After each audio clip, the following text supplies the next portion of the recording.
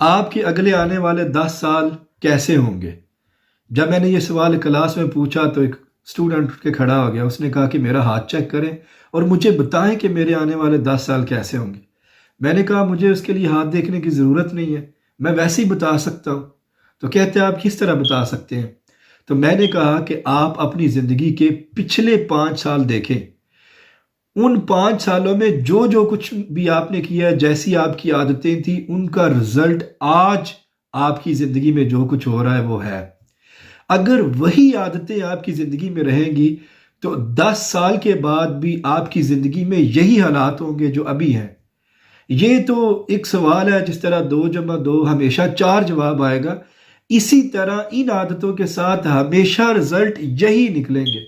اگر آپ چاہتے ہیں کہ آپ کی زندگی میں رزلٹ ڈیفرنٹ ہو تو اس کے لیے آپ کو عادتیں چینج کرنی پڑیں گی۔